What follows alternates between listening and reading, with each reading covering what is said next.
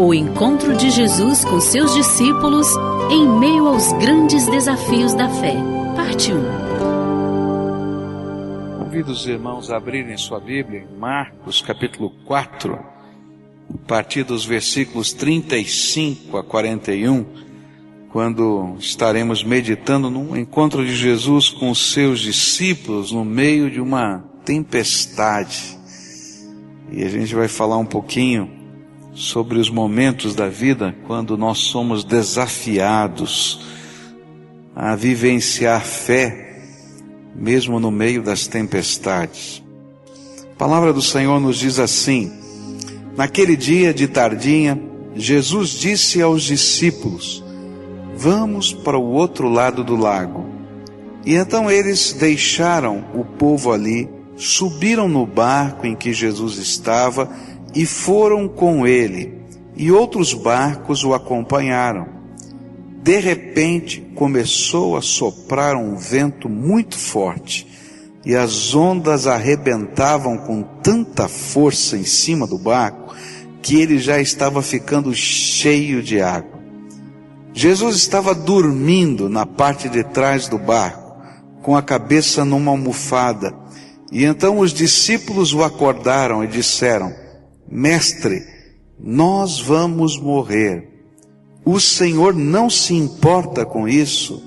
E então ele se levantou, falou duro com o vento e disse ao lago: silêncio, fique quieto.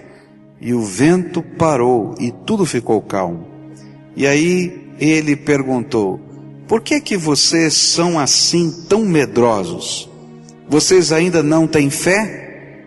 E os discípulos, cheios de medo, diziam uns aos outros: que homem é este que manda até no vento e nas ondas? Vamos orar a Deus? Querido Senhor, nós estamos na Tua presença. Tu és o Senhor de todas as coisas. Até com as forças da natureza nós podemos ver a glória do Senhor, o poder do Senhor, como nesse fato que aconteceu com Jesus. Mas que o Senhor revele a Tua glória aqui entre nós e fale aos nossos corações. Às vezes, Senhor, a tempestade que precisa ser acalmada é aquela que está dentro da nossa alma. E nós te pedimos: vem com a Tua graça, Senhor.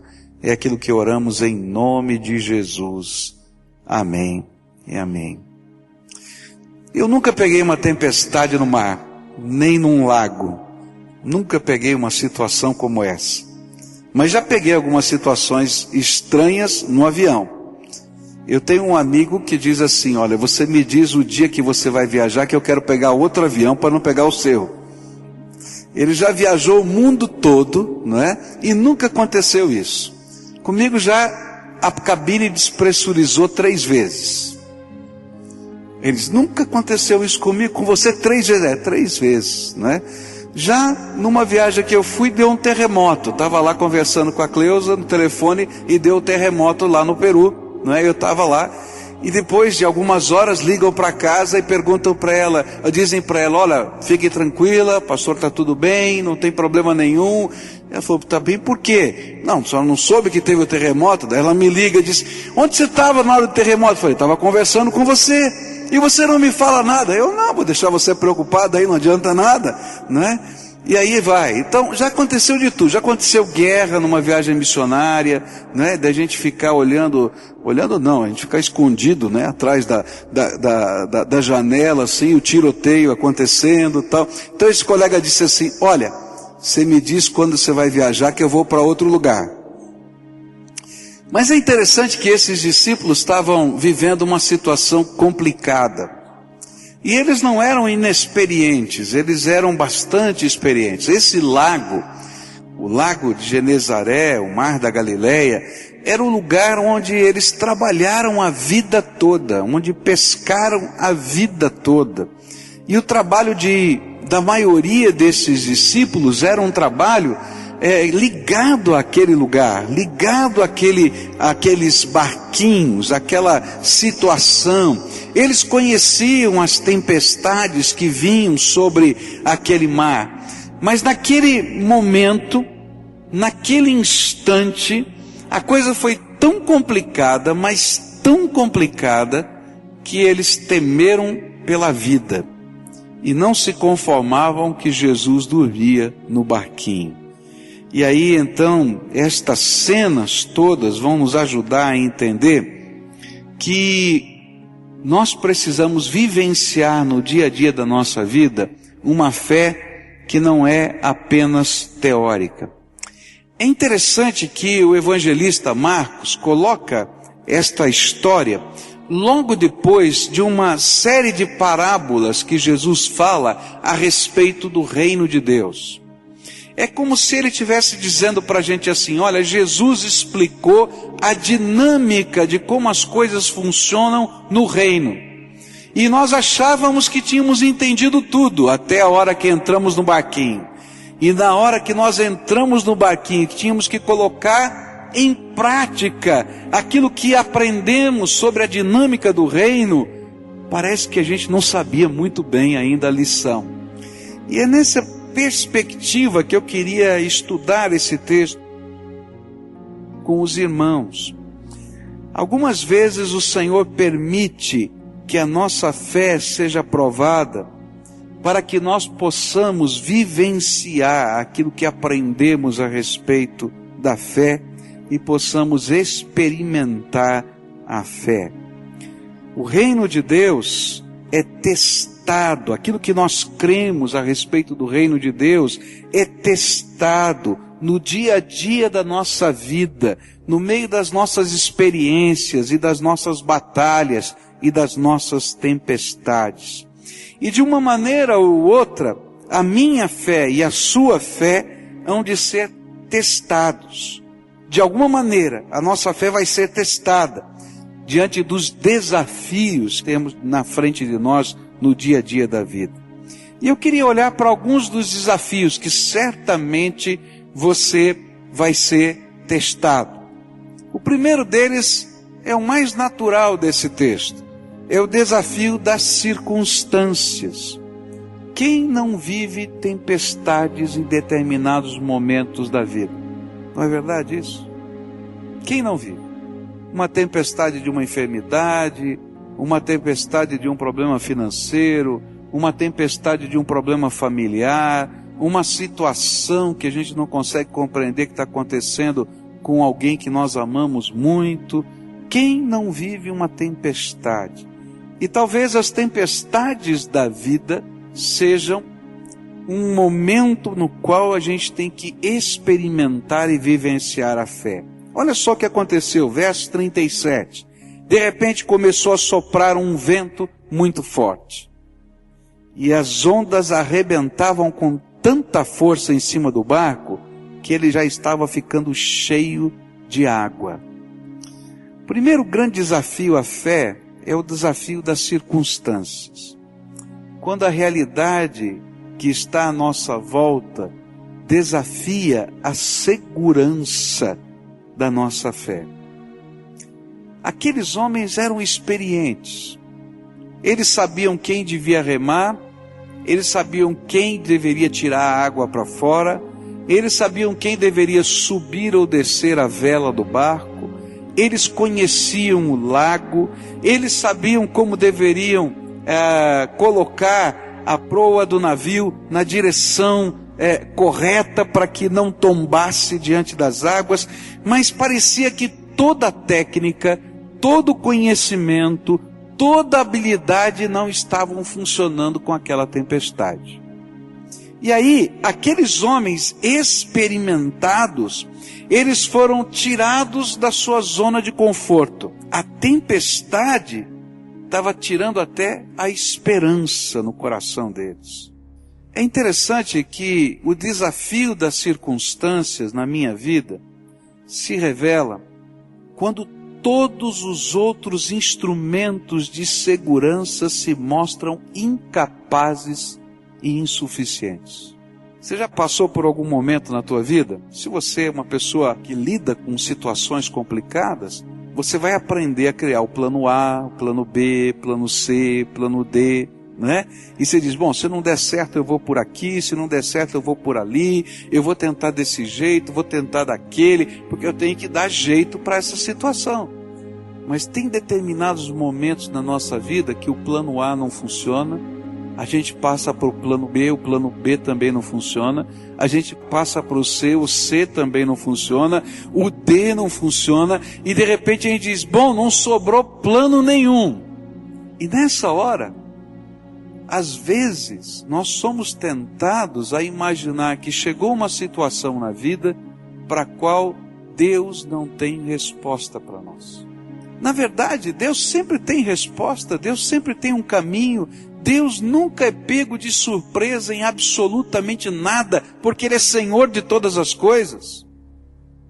Mas nós, quando perdemos os meios da nossa segurança, temos que depender exclusivamente, totalmente do Senhor dos Senhores, saindo assim da nossa zona de conforto. Temos que experimentar um tipo de fé que não estamos acostumados a viver todo dia.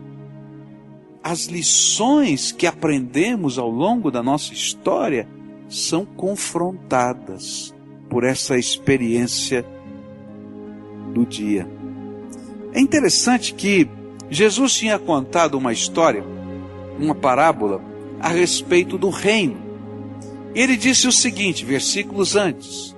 Ele disse que o reino de Deus é como um agricultor que lança a semente na terra. E que não importa se ele fique acordado ou se ele vai dormir. É interessante isso. Não importa se ele está acordado ou está dormindo.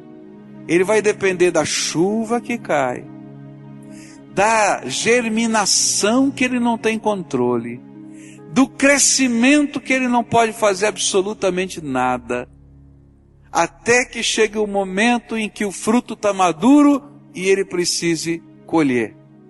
E é interessante que nessa comparação, versículos antes, o Senhor Jesus está dizendo o seguinte, olha, a nossa participação no reino de Deus começa quando a gente semeia a palavra e quando a gente colhe o fruto. Mas todo o processo é uma tremenda dependência da graça e do poder de Deus. Eles escutam esse sermão e entram no barquinho.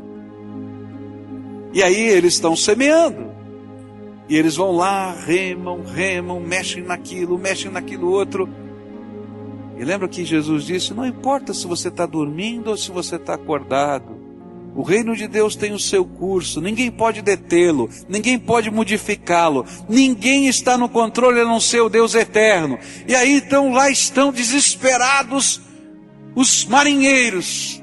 E o Jesus, nosso Senhor amado, está fazendo o quê? Está dormindo. Por quê? Porque o reino de Deus não pode ter o seu curso quebrado ou modificado por quem quer que seja. Essa era a lição da fé que estava por trás. Mas agora é o dia da prova, do exame. Será que eu creio mesmo que a minha vida está na mão do Todo-Poderoso? E que se um dia a semente da graça foi plantada no meu coração e uma fé verdadeira surgiu na minha alma, nada, nem ninguém pode me separar do amor de Cristo. Nada, nem ninguém pode frustrar o projeto de Deus. Nada, nem ninguém pode marcar ou desmarcar alguma coisa que Deus colocou para a minha vida. Porque dependendo de como eu creio nessa verdade, eu posso dormir no meio da tempestade. A pergunta que fica em nossos corações, no meio das batalhas às vezes, é: onde está o Senhor da minha fé? E a resposta é que Ele nunca saiu de perto de nós e nem perdeu o controle do seu projeto para a nossa vida. Você já viveu dias assim? Tempestades, dias escuros, dias de lágrimas, dias em que o medo tenta se apoderar do nosso coração, Mas são nestes dias que o Senhor preparou, permitiu, porque nada acontece fora da vontade dele, nós aprendemos e conhecemos a grandeza do poder de Deus. Quando a gente olha para a palavra de Deus, a gente vê isso. Quando, por exemplo, Eliseu está cercado pelos inimigos que querem prendê-lo, e chega o seu ajudante e procura Eliseu e diz: nós precisamos fugir imediatamente, porque todo o exército inimigo cercou essa cidade só para prender o Senhor. Eliseu, você é o inimigo número 1 dos sírios, eles vieram para matá-lo, nós precisamos fugir imediatamente. E ele está desesperado, tentando, quem sabe, fazer uma pequena trouxa de coisas para levar e sair correndo. E aí então há uma oração tremenda de Eliseu: Senhor, abre os olhos do meu servo. É interessante que Eliseu não pede: Senhor, pune os inimigos. Ele diz: abre os olhos do meu servo para que ele possa ver. E aí os olhos foram abertos, e a Bíblia diz que carruagens de fogo, as mesmas carruagens que levaram Elias aos céus, estavam no meio da montanha, e aquele servo de Deus estava sendo cercado pelos exércitos celestiais. Deus continua no controle, mesmo quando uma tempestade vem na sua vida. Você não vai perder um dia de vida, nem ganhar um dia de vida, porque Deus está no controle e ninguém pode frustrar os seus planos. A única pessoa que pode frustrar a vontade de Deus para você é você mesmo. Mas se você estiver conectado com o Senhor Todo-Poderoso, então ninguém pode frustrar os seus planos. Se você estiver acordado ou dormindo, se você fez a semeadura, pode esperar a colheita, porque é Deus quem controla o dia da chuva, é Deus quem controla a germinação, é Deus quem controla o crescimento, e Deus vai te convidar a ser parceiro dele na hora da colheita. Entendem? Fé testada no meio das circunstâncias é um convite de Deus para a gente experimentar a grandeza do poder. Uma coisa é eu ler a respeito da grandeza do poder de Deus. Outra coisa é eu experimentar a grandeza do poder de Deus. Outra coisa é eu entender que no meio das batalhas da vida, sejam elas naturais ou espirituais, se eu não contar com a graça poderosa de Deus, eu estou perdido, porque tudo está nas mãos do Senhor. E a gente vai encontrar isso no Novo Testamento. Em Atos 12, por exemplo, o apóstolo Pedro está preso, a igreja de Deus está orando, e aí o anjo do Senhor é enviado, e Pedro não tem certeza se está acontecendo, se é um sonho, se é uma visão, e ele então é convidado a sair, as correntes que o amarram caem por terra. Os soldados que estão guardando as portas não veem ele sair. E o portão de ferro se abre automaticamente, porque o Senhor continua no controle de todas as coisas. Como Deus é bom! Como Deus é bom!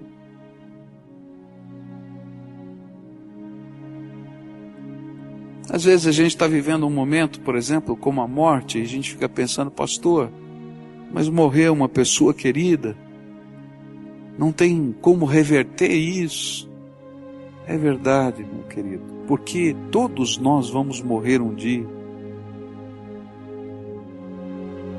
Até que o último inimigo, que é a morte, seja destruído pelo Senhor, como está nas Escrituras Sagradas, todos nós vamos morrer, e eu não sei o dia que eu vou morrer, nem você sabe o dia que você vai morrer, e graças a Deus que a gente não sabe.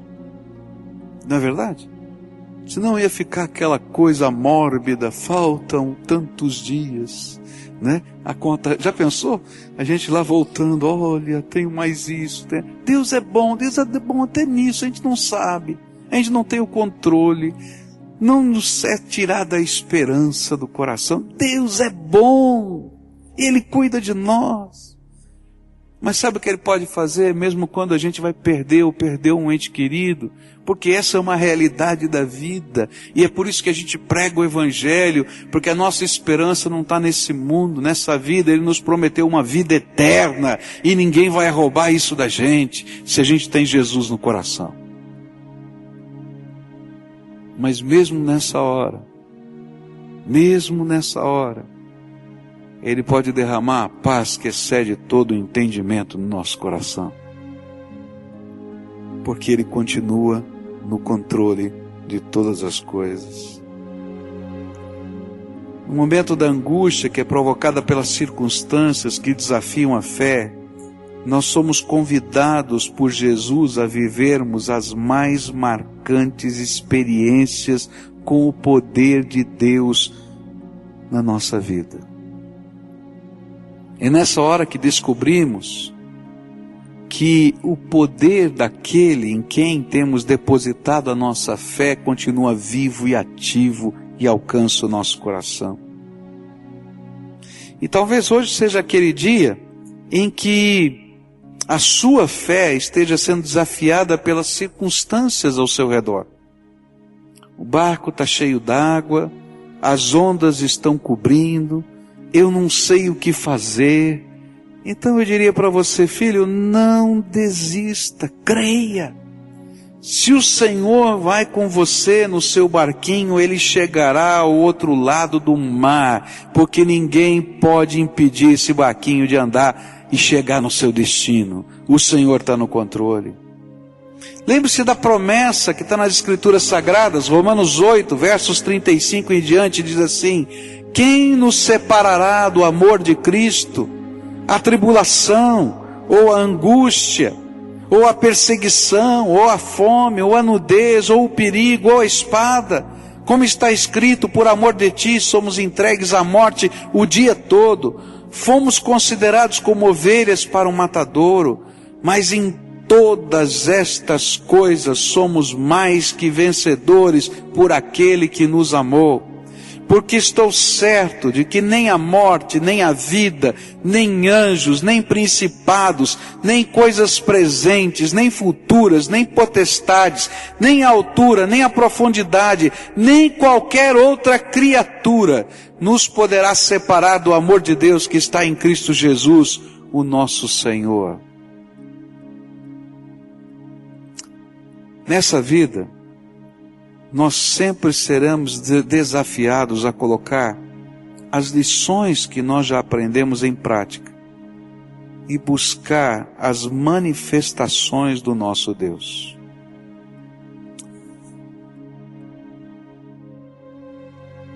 E estavam lá a área financeira e a área da construção. E eles me apresentaram um relatório. E o relatório não era nada bom, estava ruim, muito ruim. E terminou a reunião. Naquele momento eu tenho que confessar para vocês que eu não fiquei tão preocupado. Eu sabia que Deus ia fazer alguma coisa. Mas eu fui dormir, acordei no outro dia, graças a Deus eu não perdi o sono, acordei no outro dia, e naquela hora eu fiquei muito angustiado. Mas muito angustiado. Estava sozinho. E aí eu comecei a pensar, como é que a gente vai resolver essa situação? Como é que a gente vai virar isso aqui? Tem que pagar 13º, tem que fazer isso, fazer aquilo, a obra está andando, o dinheiro está faltando. Nós já tomamos todo o dinheiro emprestado, já tínhamos tomado 170 mil reais emprestado do banco na semana anterior. Naquela semana teríamos de tomar 170 mil reais de dinheiro emprestado do banco. E aí a gente estava olhando para tudo aquilo, eu orando, e falei, Deus, me dá uma palavra tua. E foi interessante que eu estava orando e Deus falou, confia. Você já ficou ansioso e alguém diz para você, confia. Ou então, você está bem nervoso e ansioso e ele diz assim, fica calmo. Você já ouviu? Já? Fica calmo, calma. Dá um negócio, não dá? Não é? Assim, Senhor, está difícil, né? Mas o Senhor falou assim. Passou aquele fim de semana. O tesoureiro da igreja disse para mim assim, olha, nós precisamos conversar. Porque nós precisamos terminar aquela conversa para saber qual operação financeira, se faz essa, se faz aquela. Eu falei assim, olha, quarta-feira, a segunda, quarta-feira. Na terça-feira voltei para casa para resolver algumas questões. E aí veio o primeiro sinal de Deus. Recebemos uma oferta especial de R$110 mil naquele dia. Eu liguei, fui no outro dia, falei com o tesoureiro, você quer a reunião? Mas olha, Deus já mandou 110 mil. Ele falou, não, deixa para depois, agora tá bom. Mas tinha mais, estava complicado, a coisa estava muito feia. Ia chegar a 600 mil de devedor. E naquela mesma semana, Deus nos mandou uma outra oferta de 300 mil especial. É como se Deus estivesse dizendo, eu nunca deixei de estar no controle. Eu não estou falando pelos valores, eu não sei se você está entendendo. Eu estou falando pelo Senhor que está no controle. Eu posso ficar acordado a noite inteira ou posso dormir. A única coisa que eu posso fazer é semear e colher. Quem vai trabalhar enquanto eu durmo ou eu choro? É o Todo-Poderoso Senhor, que nunca perdeu o controle de nada. Ele é o Senhor do céu, da terra, da vida, da morte. Ele é o meu Senhor, Ele é o teu Senhor. E se não é, você está perdido. E as tempestades vêm para que o discurso que a gente faz da fé não seja uma filosofia, mas seja uma experiência. Quantas marcas de Deus você tem na tua história, de momentos da tua vida que você achou que não tinha jeito, e de repente você não consegue nem explicar, a bondade de Deus chegou na tua vida, como se Ele dissesse, eu continuo no controle, filhinho. Segundo grande desafio à nossa fé, é o desafio dos sentimentos. E o verso 38 diz a respeito disso, ele fala assim, Jesus estava dormindo na parte de trás do barco, com a cabeça numa almofada. E então os discípulos o acordaram e disseram, mestre, nós vamos morrer. O Senhor não se importa com isso. O segundo desafio retratado nesse texto é o tumulto provocado nos nossos corações pelos sentimentos. O dormir de Jesus em meio à tempestade era certamente irritante. Não é verdade? Eu tenho uma maneira de lidar com situações de conflito um pouco esquisitas, né? E minha mulher fica brava com isso. Muito brava. Eu acho que eu a irrito. Eu acho não, eu tenho certeza em alguns momentos. Nós estávamos recém-casados, morávamos numa casa no fundo de uma outra casa, tinha uma goteira naquela casa, e a casa era estucada. Não se usa mais hoje estuque, né? Mas vocês que são mais antigos sabem o que é estuque. Estuque é uma tela que a gente coloca, né? E joga-se cal e cimento naquela tela, ela muito pesada, aquele material, e fazia-se os forros, antigamente eram feitos com aquilo. E à medida que você vai tendo uma goteira no estuque, ela vai, como é que se diz, oxidando a tela, né? Ela pode se romper e cair o estuque. Só que o estuque é muito pesado. E numa madrugada, era por volta aí de umas 5 horas da manhã, 4:30 da manhã, a gente escuta aquele estrondo na sala. E eu estava dormindo, e eu durmo pesado. E a minha esposa, então, num salto, foi para a sala. E ela disse: caiu o teto da sala em cima do meu piano. E ela volta e diz: vem aqui, caiu, tal, etc. assim. E eu virei para ela e falei assim: já caiu? Ela falou: já. Então vem aqui dormir que depois a gente acorda para limpar a sala. Ela queria me jogar pela janela, ela queria fazer qualquer coisa, né? Nessa hora que a gente está ansioso, nessa hora que a gente está passando por luta, não é? Já pensou o silêncio de Jesus dormindo lá no meio da tempestade? Que irritação que estava dando nos discípulos. E eles vão lá, acordam Jesus. Jesus, nós vamos morrer. Se eles falassem só isso, talvez eles quisessem até salvar a vida de Jesus. Não, mas aí vem a complemento. E o Senhor não se importa. Há alguns momentos, Deus trabalha como esse cenário que está aqui.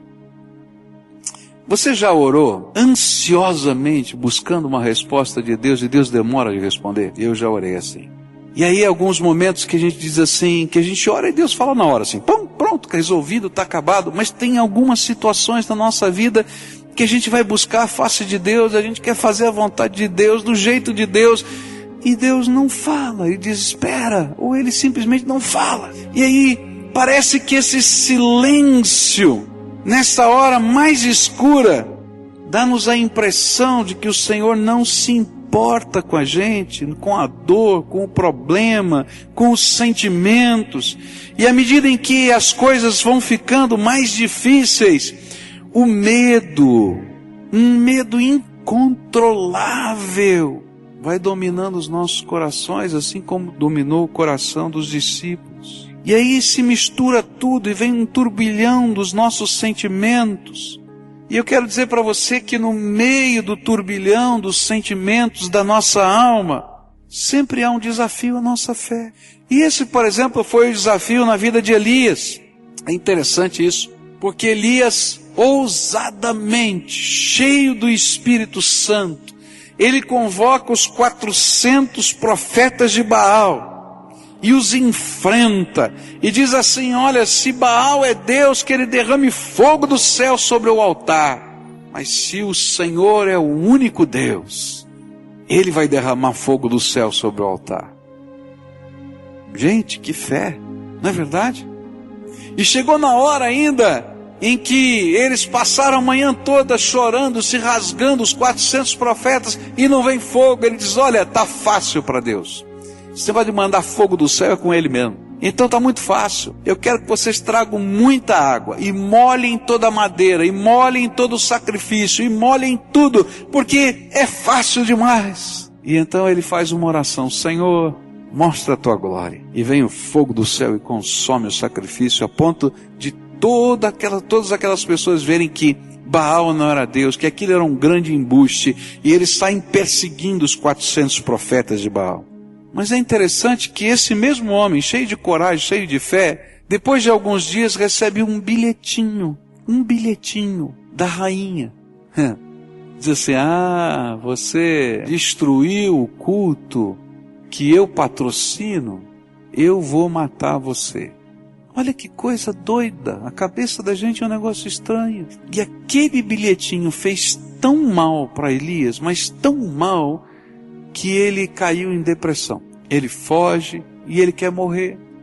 Ele está desanimado com a vida. Ele diz: não adianta mesmo ser profeta, ninguém acredita em nada, ninguém se converte, esse povo é coração duro mesmo. Ele quer morrer. Ele vai para um lugar na beira de um riacho, mas fica ali porque está vendo uma seca e tem um pouquinho de água, mas ele não quer buscar comida, não quer fazer nada. E Deus é tão bom, tão bom, tão bom, que manda aqueles pássaros pretos. Eu chamo aquele pássaro de pássaro ladrão. A gente aqui no Brasil não conhece muito, né? Mas eu vi lá na Índia esse pássaro, é interessante. Você deixou a porta aberta da sua casa, ele entra na sua casa, pega o que tiver na mesa, sai com ele no bico e vai embora. E Eles fizeram isso, saíram buscando comida por toda a terra no meio da seca e traziam no bico e colocavam na mão de Elias para comer. Deus não é bom? Mas ele não conseguia ver, porque quando os nossos olhos estão obscurecidos pela nossa dor e pelos nossos sentimentos, mesmo que Deus faça um milagre do nosso lado, a gente não enxerga. A gente só enxerga a nossa dor, a nossa angústia, a nossa tristeza.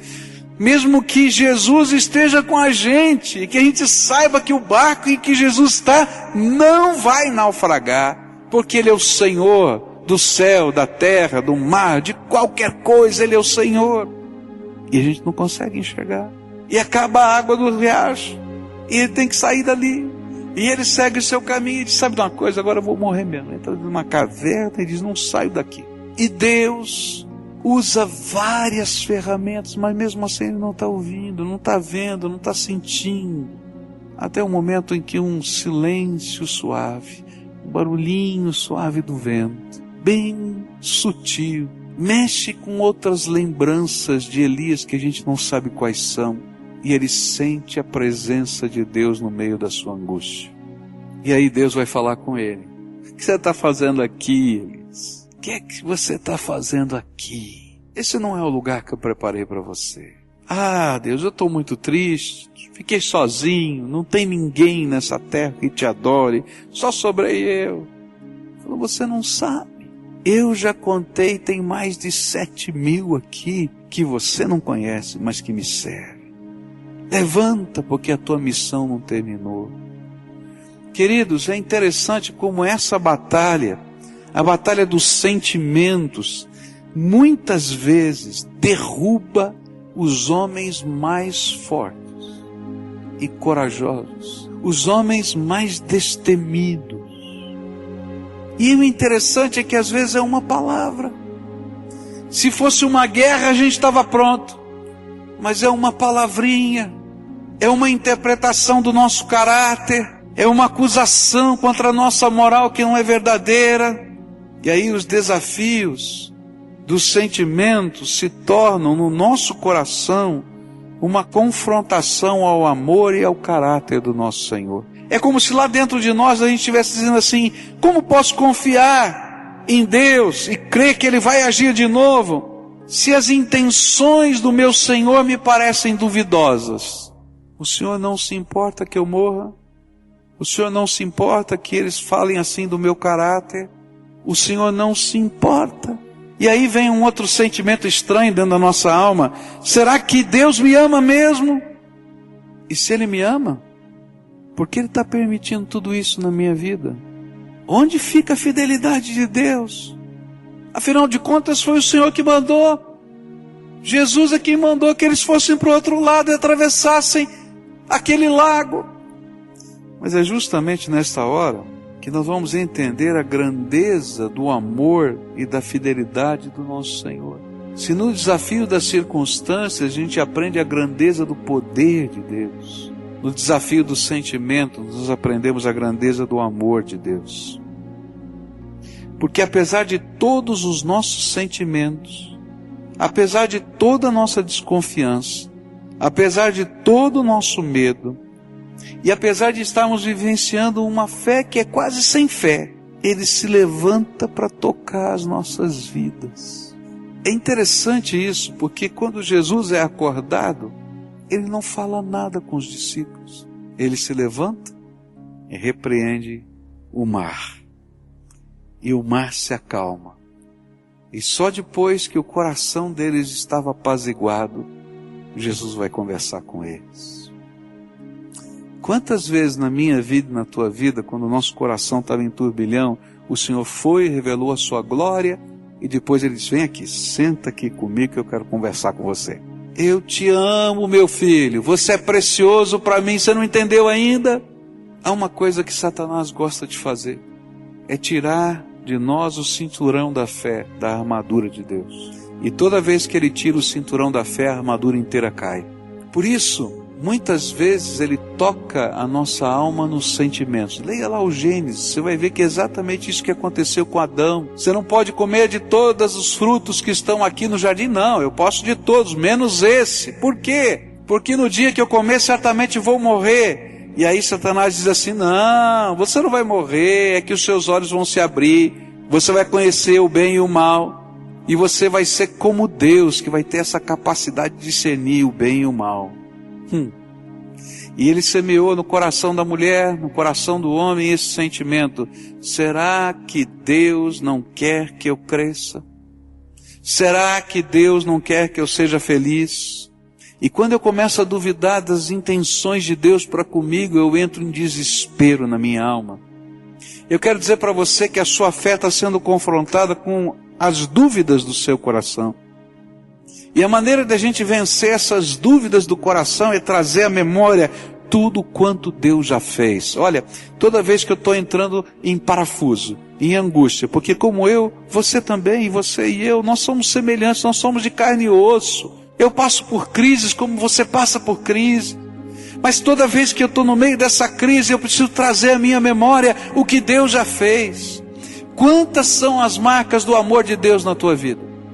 Quantas vezes o Senhor foi lá no meio da tua angústia e recolheu as suas lágrimas? Quantas vezes Ele te visitou pessoalmente, com o seu espírito? Quantas vezes Ele foi à sua frente? Ele não mudou, Ele continua sendo o mesmo. E a Bíblia diz que Ele era o mesmo ontem, é o mesmo hoje e vai ser eternamente o mesmo. Ele é o Senhor da glória. Então, quando Satanás cochichar no teu ouvido que Deus não se importa com você, pode repreender em nome de Jesus. Sabe por quê? Porque você traz no seu corpo, na sua alma, na sua história, as marcas do amor de Deus. Lá na história do passado, no presente, para toda a eternidade. Um dia você vai vê-lo face a face. Sabe de uma coisa? Por toda a eternidade ele vai ter um corpo semelhante ao que você vai ter. Porque aquilo que ele fez se tornou irreversível. Ele encarnou só por tua causa. Você quer a maior marca do amor dele por você? Durante toda a eternidade você vai colocar as mãos nos buracos das mãos, dos pés e do lado. Para toda a eternidade.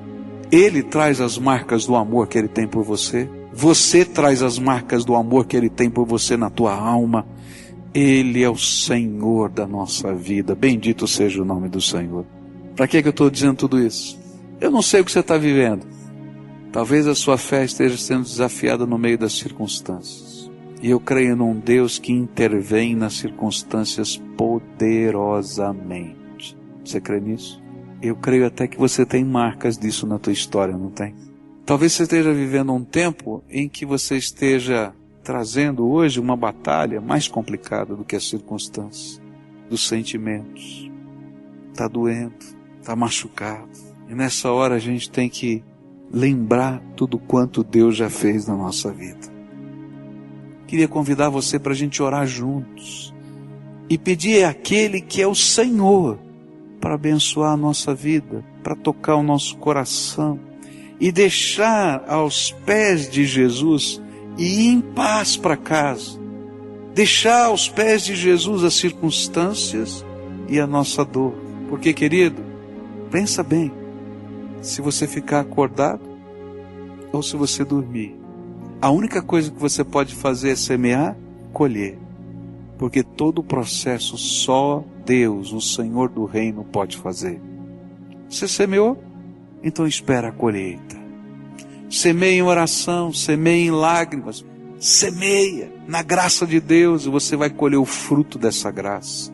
Então, se Jesus hoje está falando ao seu coração, e se você quer entregar o momento que você está vivendo, a dor que você está vivendo, e eu costumo dizer uma expressão estranha, entregar você mesmo, com casca e tudo, porque só Jesus às vezes consegue descascar a gente, porque a gente às vezes é casca dura, não é verdade? E a gente vai lá e se coloca integralmente na mão do Senhor para Ele fazer a obra dele na nossa vida. E eu quero orar por você, quero orar pela sua família, quero orar pelo seu filho, quero orar pela circunstância que você está vivendo. Quero orar porque eu creio num Deus Todo-Poderoso. Mas lembra, deixa a circunstância, deixa o sentimento, mas Deixa você mesmo nas mãos de Jesus, você inteirinho nas mãos de Jesus, porque sem Ele não dá, não tem jeito. Tantas são as batalhas, né? Mas fiel é o Senhor, que está conosco. E no barquinho que Ele está, esse não vai naufragar. Quero dizer para vocês, eu não tenho poder nas minhas mãos, sou de carne e osso. A única pessoa que pode fazer milagres é Jesus, o Senhor, mais ninguém. Só Jesus. Mas quando Jesus entra, e quando Ele entra, ninguém, nem nada, pode deter a graça dEle na nossa vida, amém? Então, a primeira oração é tua, logo em seguida eu vou orar por você. Coloca você inteiro na mão de Jesus, antes de colocar a circunstância ou a dor. E diz, eu inteiro quero estar nas tuas mãos. Me ajuda isso, Senhor. Me ajuda, Senhor. Por favor, me ajuda. E se tem alguma área da tua vida que é mais difícil para colocar na mão de Deus, começa por essa. Diz assim, Senhor, essa eu não sei como, mas eu quero te dar liberdade nessa área da minha vida também. Porque às vezes, queridos, a gente está lutando numa batalha cíclica da vida, porque a gente não tem coragem ou não consegue entregar uma determinada área da nossa vida. A gente não aprende a descansar no Senhor naquela área. Então começa por essa. Deus falou com você, então fala isso para Ele. Agora coloca a circunstância que você está vivendo na mão de Deus. Primeiro você, inteiro. Agora a circunstância. Senhor, está acontecendo isso. Só a tua intervenção poderosa, só a tua intervenção poderosa pode solucionar isso. Agora, não dá o jeito que Deus tem que fazer não, viu? Porque esse às vezes não é o melhor jeito. Diz, eu quero a solução que venha do céu. Eu não tenho nem ideia de como pode ser. Eu quero a tua resposta, não a minha, a tua. A gente abre mão do controle, a gente entrega para Deus. Agora entrega os sentimentos para o Senhor. Senhor, eu estou com os meus óculos escuros, só estou vendo tudo ruim. Eu não consigo ser feliz, está ruim demais. Muda os meus óculos, Senhor. Eu quero enxergar a vida sob a tua perspectiva. As oportunidades da graça de Deus que são restauradoras. Fala isso para Ele. Pode pedir perdão, porque às vezes quando a gente está assim, a gente se torna um murmurador tão grande. A gente reclama até das bênçãos. Então pede a intervenção de Deus, a misericórdia de Deus, a mudança. Querido Senhor, Senhor, às vezes o sentimento da gente é como um sentimento de uma ovelhinha que não consegue perceber a presença do pastor, que não sente o cajado, nem a vara, e que olha, Senhor, para os precipícios da vida e treme, as águas agitadas e não consegue beber. E eu quero te pedir, Senhor Jesus, vem com a tua graça sobre o teu povo aqui, e que a presença do teu Espírito seja alguma coisa tão tremenda, Senhor, como foi a presença do Senhor naquela caverna com Elias. Como foi, Senhor, a presença do Senhor com Eliseu na montanha. Como foi a presença do Senhor e dos teus anjos com Pedro na cadeia. Como foi a presença do Senhor no terremoto com Paulo, Senhor. Ó Pai, que o Senhor esteja com os teus filhos. Que nessa hora a presença do Senhor tire todo o medo. Que nessa hora o medo seja repreendido em nome de Jesus. Que o desespero seja repreendido em nome de Jesus. Que, Senhor, o sentimento de abandono seja repreendido em nome de Jesus. E que venha pelo Teu Espírito paz. Paz que excede todo entendimento. Venha, Senhor, poderosamente as intervenções da Tua graça. Ó Pai, que agora, nesse instante, o Senhor comece a visitar as circunstâncias. E assim como as ondas e o mar foram repreendidos, e cessaram imediatamente. Que o Senhor repreenda do teu trono. Ó Senhor, eu não tenho essa autoridade, mas tu tens. Eu creio, Senhor, que tu estás assentado no trono e que todo o poder no céu e na terra foi entregue pelo Pai, o Senhor Jesus, até que Ele volte e coloque todos os inimigos debaixo dos seus pés e devolva outra vez o reino ao Pai. Então, Senhor Jesus, eu quero te pedir, se o Senhor der um decreto do Todo-Poderoso, do Senhor dos Senhores, aí do céu, não há nada na terra, no universo, debaixo da terra, nas regiões celestes que não se cumpra. Então, Jesus, nós te imploramos, decreta a tua bênção sobre esse povo agora. Nós imploramos, decreta a tua bênção.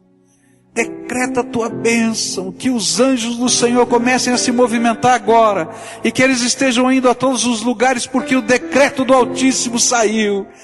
Sejam benditos em nome de Jesus. Ah, Senhor, faz isso, faz isso, faz isso. Assim como o Senhor se levantou naquele barquinho, e antes de tratar todas as coisas do coração dos seus discípulos, repreendeu o vento e o mar. E uma santa admiração veio no coração deles.